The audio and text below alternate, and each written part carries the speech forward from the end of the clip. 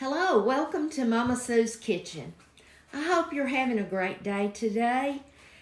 I wanted to share a very old recipe.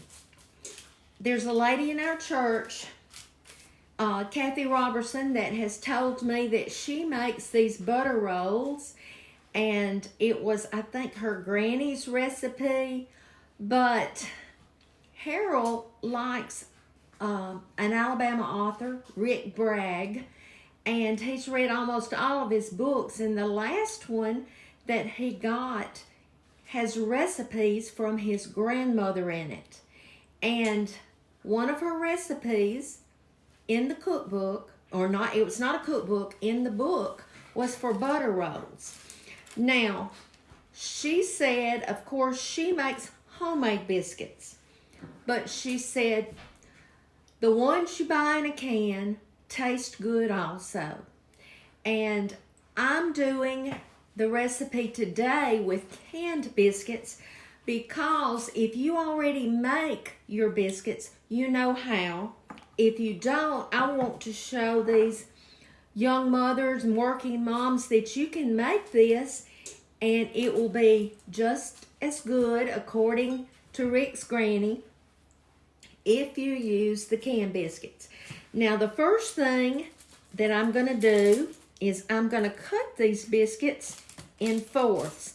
Kind of reminds me of when I make monkey bread, but this is not monkey bread, and I will make it in the future because someone asked me to. But I had only heard of this recipe from Cathy, and then when Harold told me about it, I said, I'm going to do this one day. And I bought the Walmart brand of the Grand's biscuits. And you can use any kind, or if you want to make yours, it's fine. But what you're going to do after you cut them in fourths is you're just going to sprinkle the top of them with some cinnamon. And, you know, just a little. This is going to be like a dessert more than it's going to be biscuits. Okay. I have sprinkled these, and now I'm going to make the sauce that goes on top. You take 1 can of sweetened condensed milk.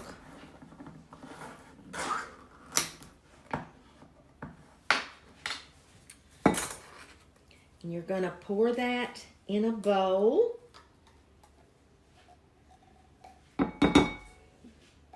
I think we've already talked about sweetened condensed milk makes everything good.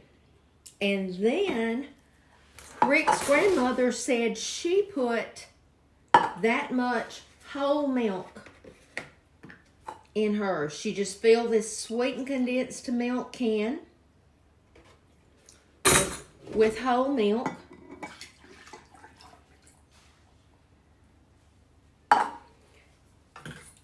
To that, she put a cup of sugar,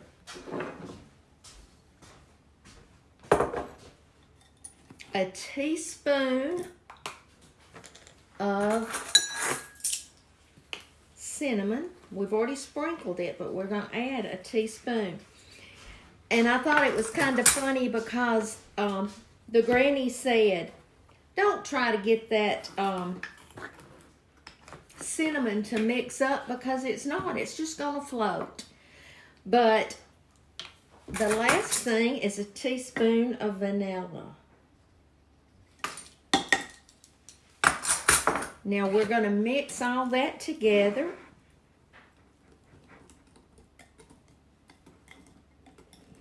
And you see what she was talking about, that cinnamon's going to float. She said, don't worry about it. I love the way our grandmothers and some of your great-grandmothers didn't worry about the little things, but you just want the condensed milk and whole milk and vanilla and sugar mixed. And I've got that mixed. Now, you take, this is not quite a 9 by 13, but we're just going to pour this mixture in the bowl.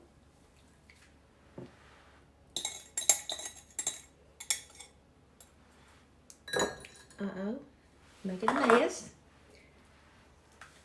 Get that out real good.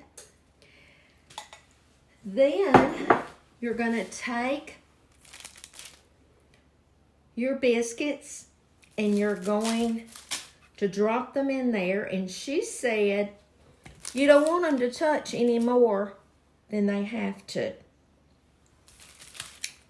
So I'm going to do what Rick's grandmother said.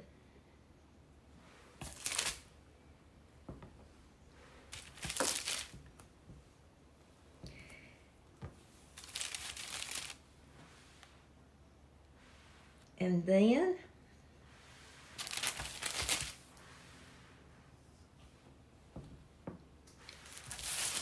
Harold, if you will give me that stick of butter that's right there at the end of the iron.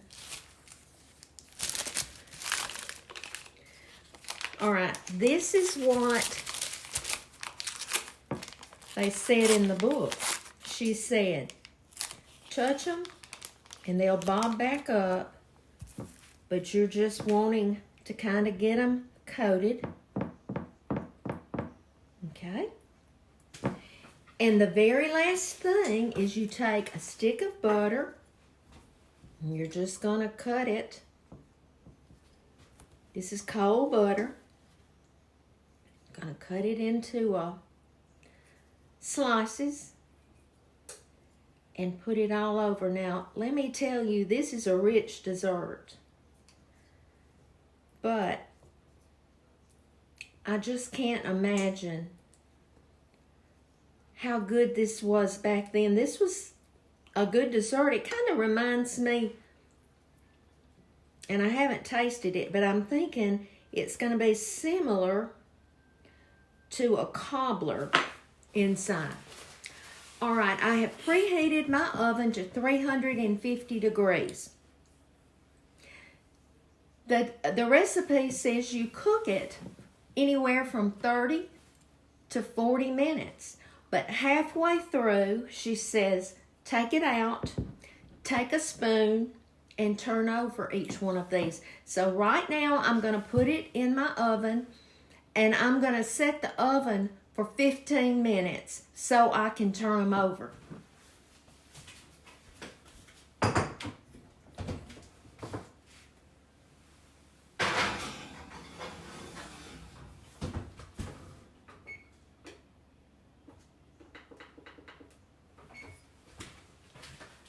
Okay, I'll be back and show you the next step.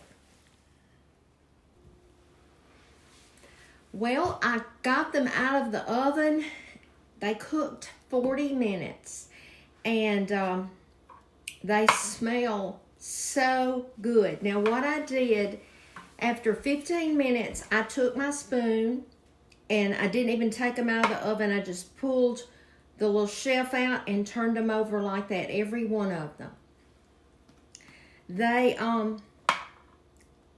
not, I don't know how to describe it. They're not soggy. I don't know if you can hear that. The top of them is brown. I'm gonna let that cool just a minute. Now this is that buttery stuff if you wanted to put over it. I think that would be so good eating it with some vanilla ice cream on top's what I'm thinking, to make it even more calories than it already is.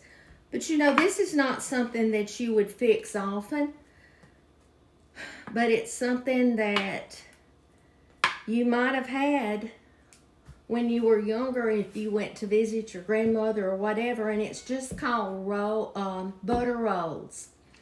And the book that this came from is The Best Cook in the World, Tales from My Mama's Southern Table, and it's by Rick Bragg. And at the end of every chapter, he gives one of his grandmother's recipes.